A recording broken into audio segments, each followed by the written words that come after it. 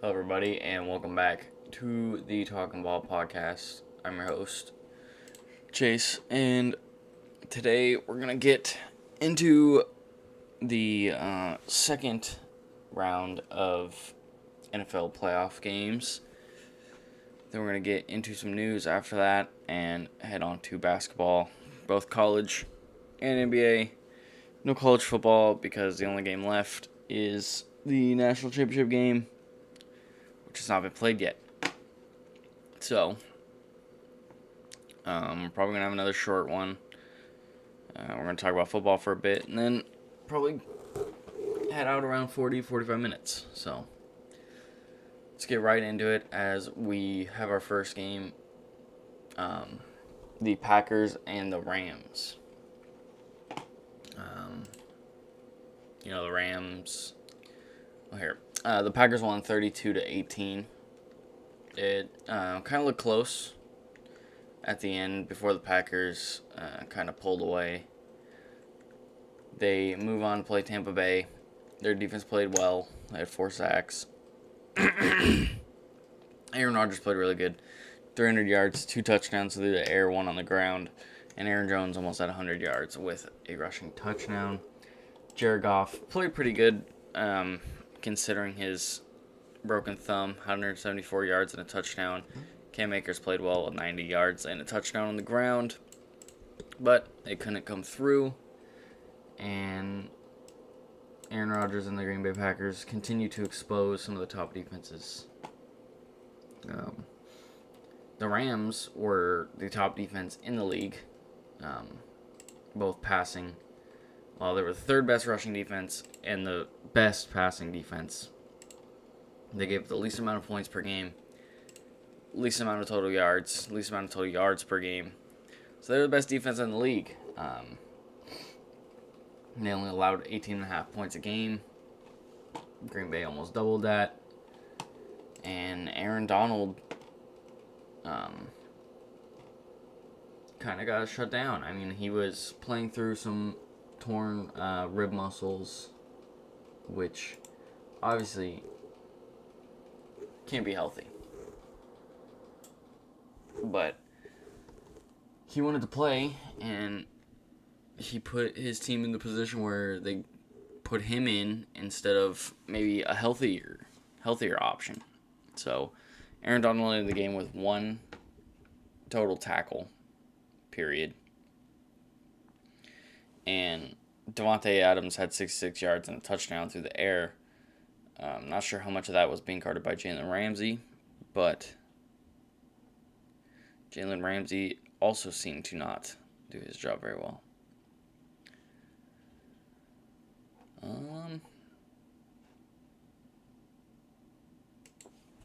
But yeah, number 1 defense gets exposed here by Aaron Rodgers, who will go on to play Tampa Bay. We got Brady and Rodgers in the championship game. It's going to be a fun one, for sure. The Packers have the 5th best top 5 offense in the league.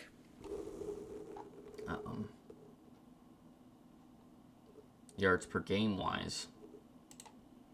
Points per game, they're the best. They average 32 points a game.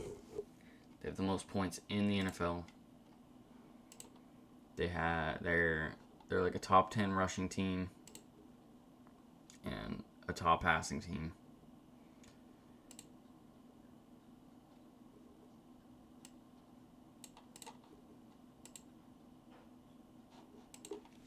And this Buccaneers defense is extremely good. Last year they were the number 1 rushing defense and one of the better passing defenses. Right now they are the 6th best defense in the league. Struggle against the run as they're in the bottom half of allowing yards per game. Or passing, sorry. They're the number 1 rushing defense in the league. They're bottom half in the passing category, which they're going to have to, they played well against Drew Brees, and we'll get to that game later, but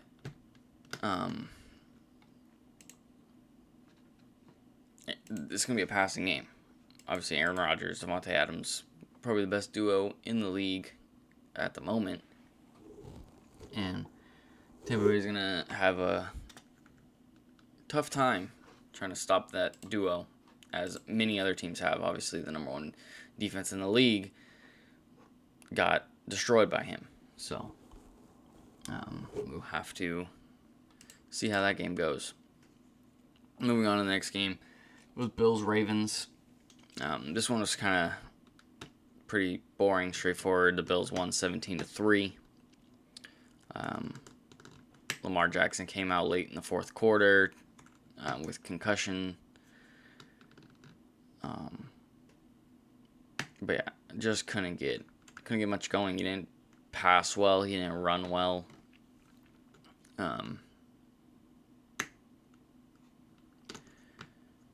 For Josh Allen played well. 206 yards and a touchdown to Stephon Diggs, who had 106 yards. But here we see it again. The Ravens failing to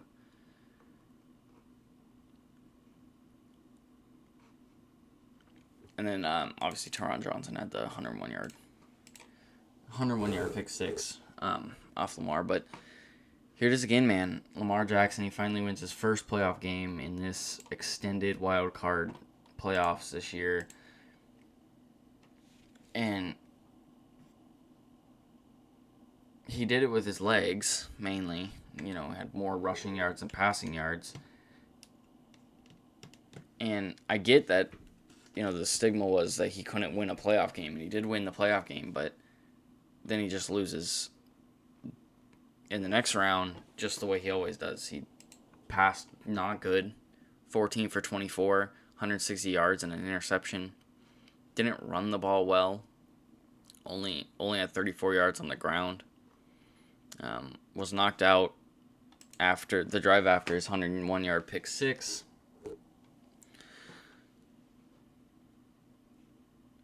I don't think... Oh, man. Lamar Jackson's great. Don't get me wrong. I think he's a great quarterback, a great runner. The best dual threat we've seen since Vic, but it's not playoff football. It's not playoff football. You're not going to win a game if your quarterback can't throw the ball well. And if your running quarterback can't run the ball well, that also is a problem. So,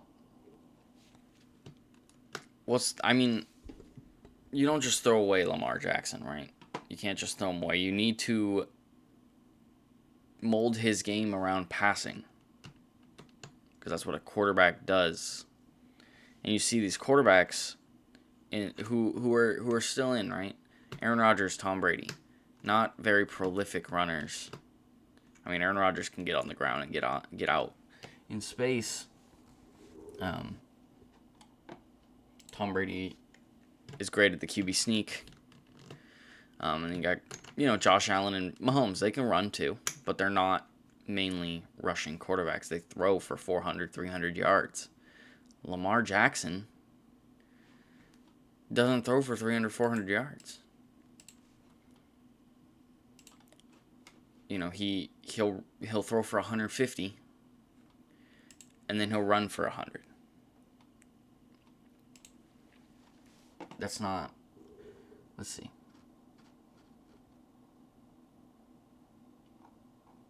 Dang, I want to see what his season high was this year in passing yards. Let me see. 243, 249. He hit 200 yards 5 times passing. 5 times out of 17 games. He hit 243 against Jacksonville. 250 against the Patriots. 208 against the Steelers. And 204 against Houston, and 275 against Cleveland. So 275. That's actually crazy. on a 38-6 win against Cleveland, and then 124 rushing yards, 108 rushing yards. So his max was 275, which is good. He hit 200. He hit a good 200 3 times. 275, 250, 243. 3 games he hit pretty much 250 yards passing. Now, you compare that to somebody like Josh Allen. Here's his games.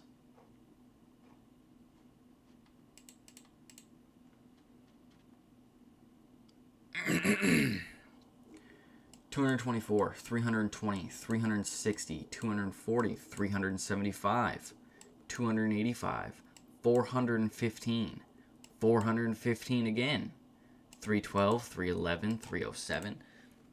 Bunch of games. Bunch of 300, 250 plus passing yards. 61 rushing yards here, 60 rushing yards here. So he's not obviously going to get it crazy on the ground, but to have 2 games with 400 plus, 1, 2, 3, 4, 5, 6, 7, 8 games with 300 plus. His lowest passing yards was 122 against the Chiefs. And his only other game under 200 is 154 against the Patriots and 157 against the Chargers, but they won both of those games. So, Lamar Jackson needs to become a passer. All the running, all the, throwing for 120 yards and rushing for 140 might work in the regular season when you're playing against the Jaguars and the Chargers and the Jets and the Bears and the but against this really good Buffalo team, he got shut down. He got shut down, and couldn't do anything about it.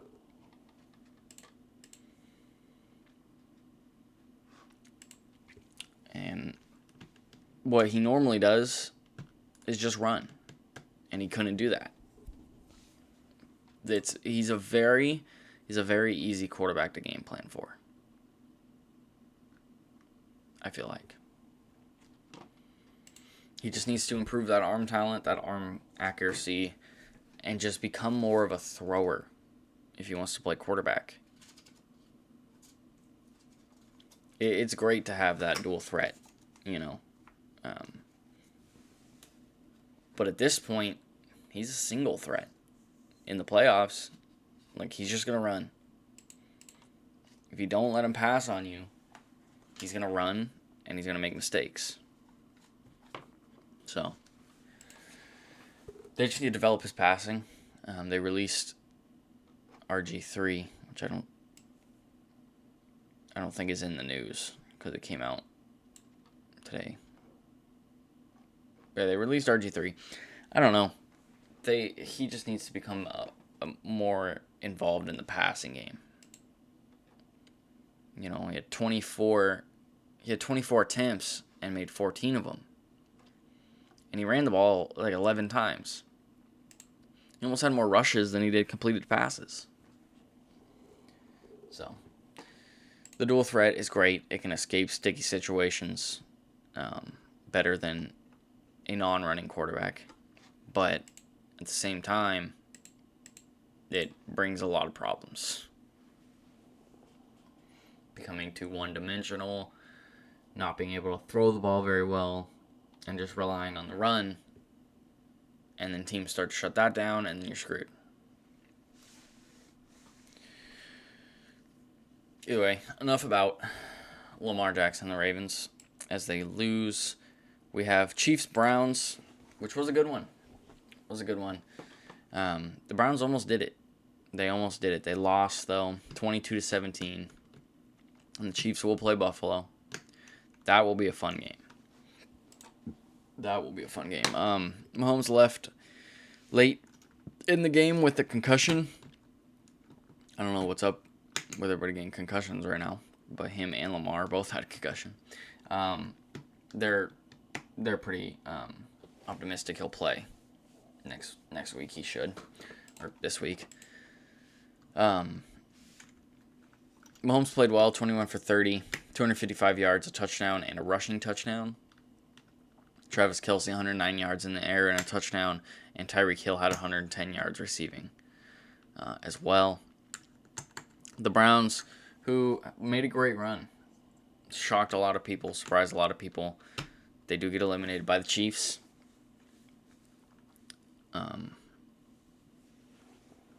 Baker Mayfield played okay, 204 yards, a touchdown, a pick. The ground game was a little lackluster, a little less prolific than I was hoping it would be. Chubb only had 69 yards on the ground, and Kareem Hunt had 32 with a touchdown.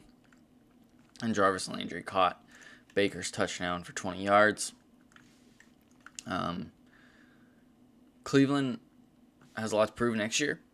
I think they proved a lot this year. They proved that they can make it to the playoffs, first of all, and win in the playoffs. Tough matchup in the second round for them with the Chiefs, but I think all in all, it was a really good season from this team. I think they can bounce back next year. As for the Chiefs, I mean, they're the Chiefs. They're Super Bowl defending Super Bowl champs. They got one of the best quarterbacks in the game, one of the best future quarterbacks in the game. Two extremely good pass catchers with Travis Kelce and Tyreek Hill. Their defense is good. Their special teams is good. They got one of the better kickers in the league. They got one of the better punters in the league. McCole Hardman's always a threat to return kicks, as him and others have done this season. But this defense is gonna have to bring their A game against Buffalo, and same with Buffalo's defense. I think it's gonna be one of two things. These defenses are either gonna step up, and it's gonna be a close one like this one was. Not close in the sense of score-wise, but I mean like low amount of points, or it's gonna be a shootout where the last team to get the ball is probably gonna win because every drive is a touchdown. Both very possible. But yeah. Moving on to Bucs and Saints, our final game here. Good win for the Bucs and Tom Brady, 30-20. Drew Brees struggled. It might be his last year. Who knows? He did throw 3 interceptions and only 130 yards. He did throw a touchdown. Jameis Winston also threw a touchdown off a little end-around trick play. Both touchdowns went to Traquan Smith, and Alvin Kamara had 85 yards on the ground. So this Bucs defense, like I said, they're the real deal. They were the real deal last year. They're still the number 1 rush defense in the league. They average 81 yards a game. Kamara got 85. And Kamara is one of the best. Kamara is one of the best. Good play by their defense, and the Bucs will go on to play Green Bay. And this defense is going to have to step up even more. Their secondary is going to have to step up. Aaron Jones, great running back. Don't get me wrong, great running back. I would have been more scared of Alvin Kamara, and seeing as though my defense held Alvin Kamara to 85, I think we can hold Aaron Jones to under 100. I say we like I'm a Bucs fan. I like the Bucs. I like Tom Brady. I hope Tom Brady wins his 7th ring. That'd be sick. But it's going to take this defense some heart and maybe even some luck, because Aaron Rodgers is not going to go down without a fight. He's not going to go down swinging. He's not just going to be it's not going to be another year where Aaron Rodgers loses in the championship game and he just again, for another year, it gets called overrated by me and by a lot of other people. I think Aaron Rodgers is coming on to me a little bit. I still don't like the Packers or Packers fans, but yeah. As for Tom Brady, he played well. 200 yards, 199. 2 touchdowns and a rushing touchdown. A little quarterback sneak. Leonard Fournette continues getting the role of a starting running back over Ronald Jones, who still seems to be hurting. But he had 63 yards on the ground and a receiving touchdown, and Mike Evans had Tom Brady's other touchdown for 3 yards.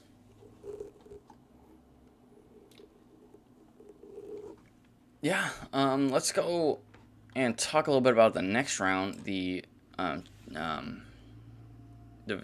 championship games, and who I think is going to be in the Super Bowl.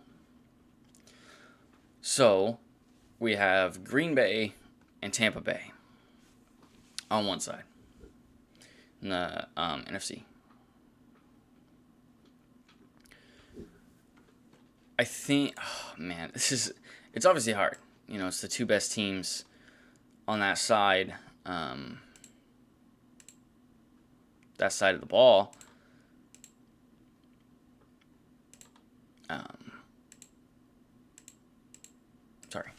So it's gonna be a tough game. You got basically the best offense in the NFC as of right now.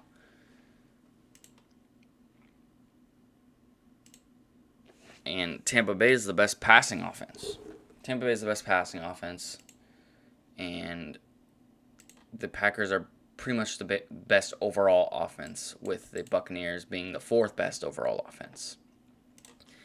Defensively, overall, passing-wise, Bucs are near the bottom, allowing about 250 passing yards a game, compared to the top, which is the Rams at 190, and the Packers are at 220. Rushing, though, is where the Bucs are the best by far. They allow 81 yards a game. That's second to compared to the Rams, who are second at 91 yards a game. So they average 10 less yards per game than the Rams do. They allow 10 less yards. And the Packers allow 112. So maybe the Bucs want to try a more rushing-focused approach to the game this weekend, because the Packers seem to struggle with the rushing game. Cam Akers played well. He had 90 yards and a touchdown on him. But if I'm giving predictions,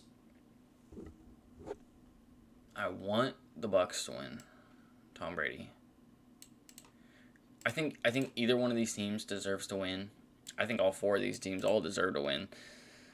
I don't think there's a team that is going to win that I would be like, yeah, I don't want to see them win. Maybe the Packers. I hate the Packers. And if Aaron Rodgers wins another Super Bowl, people are going to call him the freaking GOAT forever. And then he's probably not even going to retire. But I think Tom Brady's pissed. I think Tom Brady has something to prove this season to everybody that was calling him system quarterback, and, his 6 rings didn't mean anything. He's looking for a 7th. And he's going to do anything he can to win. Will he win the Super Bowl? I don't know, but I think he can win this game. I think they will win this game. I think the final score is going to be 24-21. And the Bucs will win and advance to the Super Bowl to play Buffalo or Kansas City. No, I love the Bills. I love Buffalo. They're probably my favorite team right now besides the Patriots. But I love Buffalo.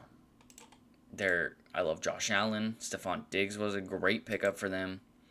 And they're just an insanely good team. Their defense is good. We have a matchup of the two best offenses in the AFC, two best offenses in the NFL, period. With the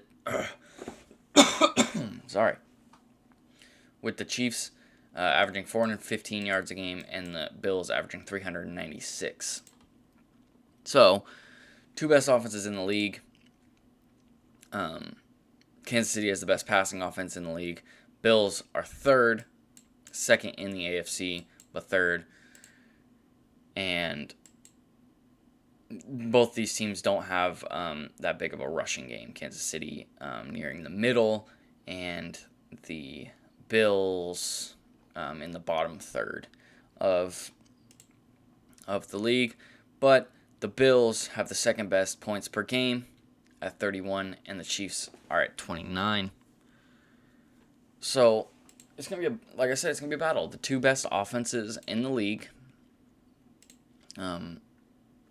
Definitely the two best offenses in the AFC.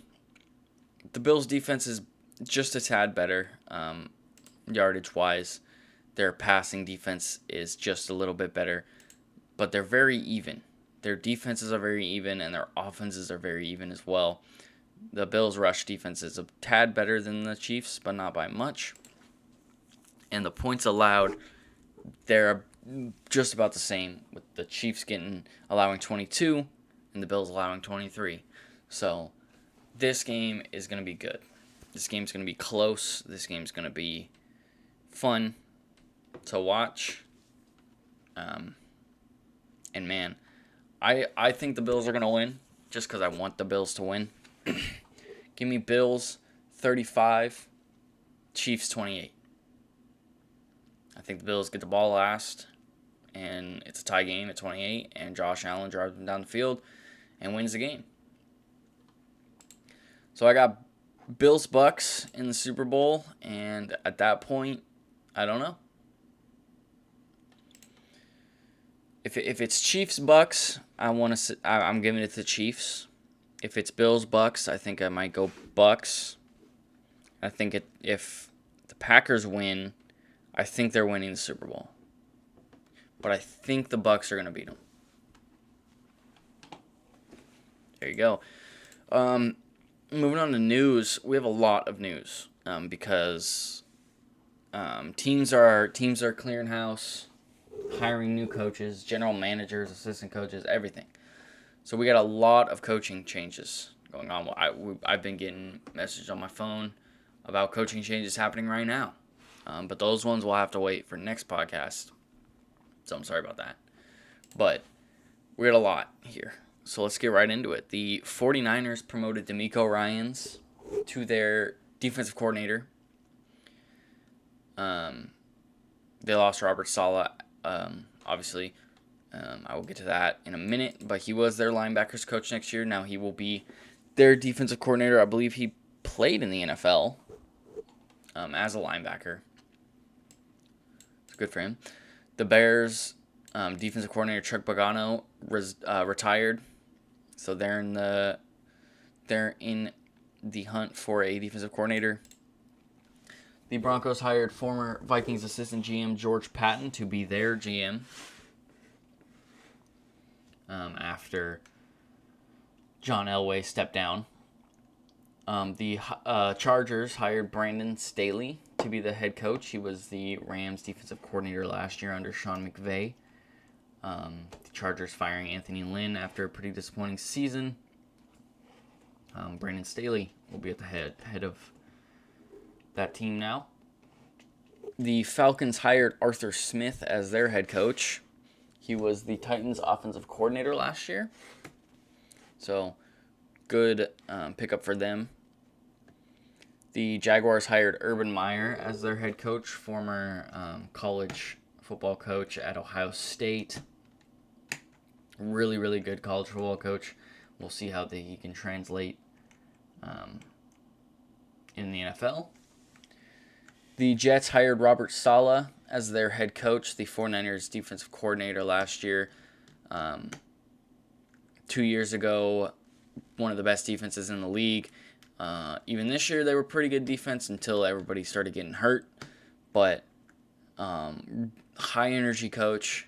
I think he was definitely one of the top candidates for the head coaching position. And once they got rid of Adam Gase, the Jets were all in on Robert Saleh. The Jets also hired Mike LaFleur, brother of, the Packers head coach LaFleur. Can't remember his first name. They'd hired him as their offensive coordinator. Stole another guy from the 49ers as he was the 49ers passing coach last year. So 2 good pickups for the Jets there to fill out their coaching staff. The Lions hired Brad Holmes as their GM. He was a former scout for the Rams. Did a lot of front office stuff for them, so good for them. And they also hired Dan Campbell as their head coach after letting go of Matt Patricia this year.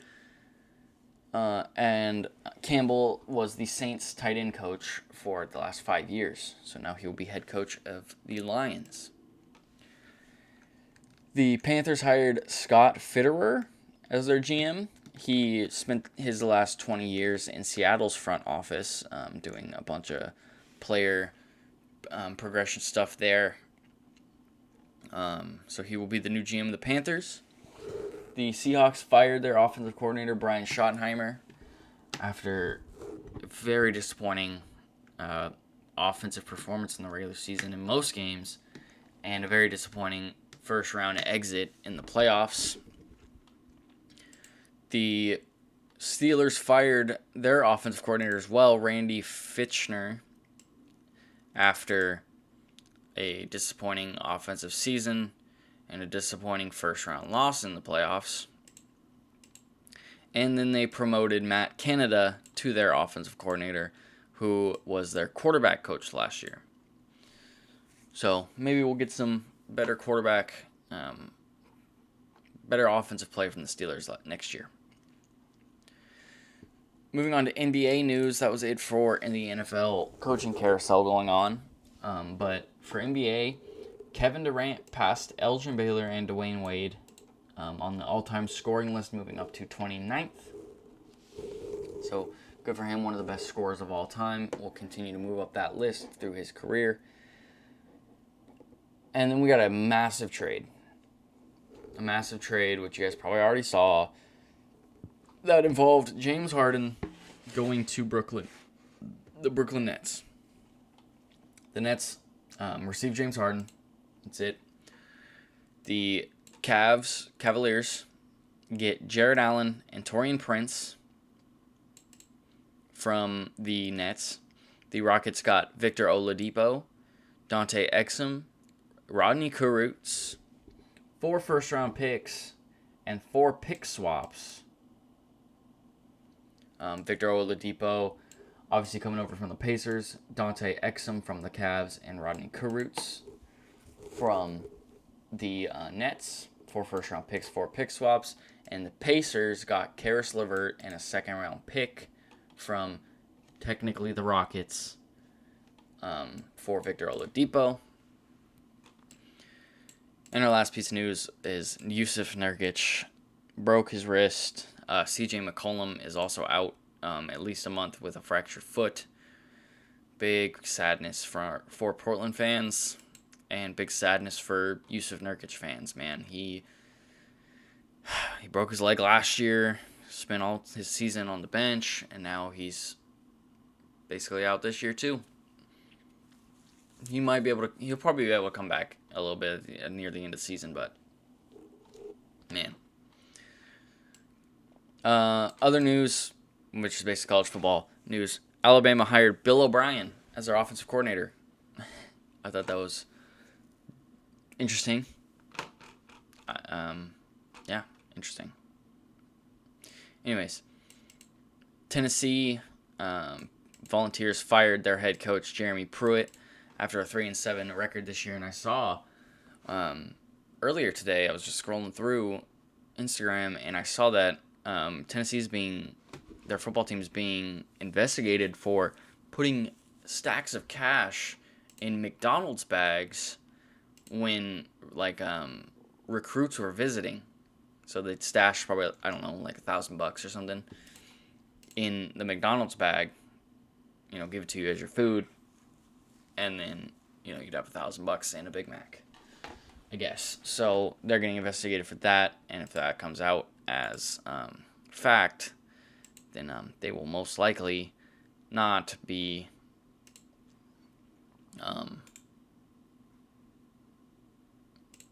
in any bowls in the coming future. We've got about 10, 15-ish, I don't know, however many minutes I want left. So we're just going to take a look at the NBA scoreboard for this week. And it was a pretty good one. Pretty good week. In basketball, lots of big games. Embiid with the first game of the week, 45-16. Then the next game, Durant comes out and drops 34 and 13 for the Nets. Giannis had a big triple-double against the Pistons, 22, 10, and 10. Damian Lillard drops 40 and 13 assists on the Kings. Shake Milton comes out with 31 off the bench to beat the Heat. Christian Wood's playing all-star like 27 points, 15 rebounds against the Spurs. Jokic with a big triple-double to beat the Warriors, 23, 14, and 10. Andre Drummond has a big game against the Knicks, 33 points, 23 rebounds.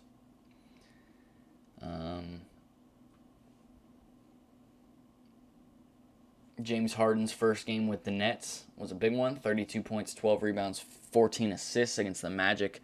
And Durant also drops 42 points in that game. Damian Lillard has another great game against the Hawks, 36 points for him.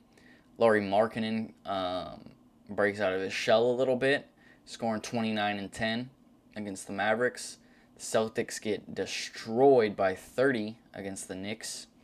And the Pacers get destroyed by 30 against the Clippers. Zion scores 31 against the Kings. Good game there. DeAndre Hunter plays a good game, 25 points against the Timberwolves. The Spurs beat the Blazers by 21 while having 4 players score 20-plus points. Rudy Gay had 21, LaMarcus Aldridge had 22, DeMar DeRozan had 20, and Patty Mills had 21. So, cool. That was a cool little stat. 4 players with 20-plus.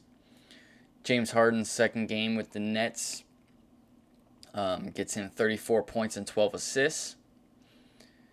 Bam Adebayo puts up 28 points and 11 rebounds against the Pistons. Zach LaVine puts up 33 against the Rockets. I believe... Was that game... Yeah, it was. Victor Oladipo, I believe, scored... How much did he score in his debut with the Rockets? What day was that? Monday, I think. Was it 32. He scored 32 in his first game with the Rockets, so that's cool. And Christian Wood had 30 in that one as well. They had 62 out of their 120 points. That's crazy. But, good game from them. So that was cool. But yeah, that's about going to do it for NBA. Actually, let's get a standings check here. Because we're nearing the season. Or we're nearing the season. We're about, We're about 12, 13, 14 games in. Let's see here. See what we're looking at. So in the Eastern Conference, the Celtics, Bucks, Sixers, Pacers, Nets, Knicks, Cavs, and Hawks are the top 8 right now. Some shocking ones. The Raptors are bottom 3 at 5-8. The Heat are bottom 4 at 5-7. The Hornets are doing all right at 6-8. But the Knicks, 7-8, being that 6th seed right now. And the Cavs also being the 7th seed right now, which is crazy. As for the Western Conference, we got the Lakers and the Clippers at 1-2. The Jazz, Suns, Spurs round out the top 5, and then we got the Blazers, Warriors, and Grizzlies in the 6, 7, and 8 spot. We have teams like the Mavericks. I guess the Thunder. The Thunder weren't supposed to be good. They weren't supposed to be good last year either. But you got the Mavericks, the Nuggets, the Pelicans, and the Rockets all out of playoff contention. So the West is really good. The West is really good. All these teams in the top 8 are good teams. And then there's 4 teams outside of that top 8 that are playoff teams. Playoff caliber teams. 5, really. Thunder, I'd probably say, are playoff teams. Here, 2 of the teams that are playoff teams aren't playoff teams. The Knicks and the Cavs. But you replace them with the Raptors and the Heat. And you also got the Magic, who are usually playoff teams. The Bulls can be good. I want them to be good. I like Zach LaVine. Larry Markkanen's good. But they're just not putting it together. As we're going to move on to college basketball. There wasn't too much this week. A lot of Saturday games, but then mainly there's 2 or 3 games a day. So we're just going to go through like upsets. And we got a couple right off the bat as Oklahoma State takes down number 6 Kansas 75-70. And, I guess Virginia Tech beating Duke 19-20 matchup isn't really an upset. Texas Tech, number 15 Texas Tech takes down number 4 Texas by 2.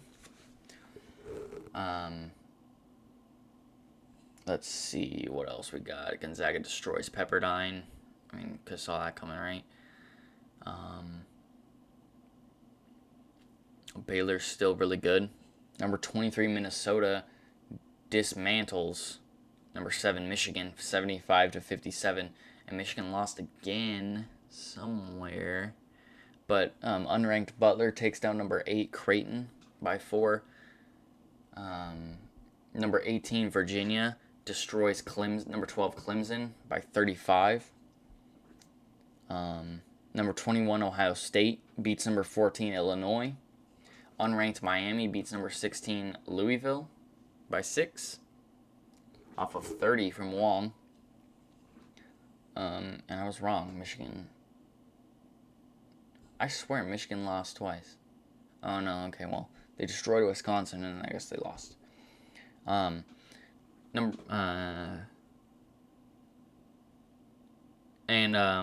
last upset was unranked St. John's beating number 23 UConn by 4.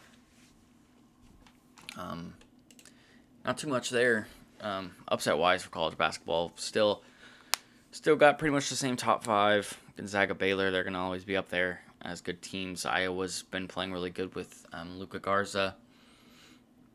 But yeah, NFL's coming to a close. I think I'm going to start doing these on Monday now, just because I don't have Monday night football to worry about. So I might try to do these on Monday, maybe get them uploaded on Tuesday instead of doing Tuesday, Wednesday.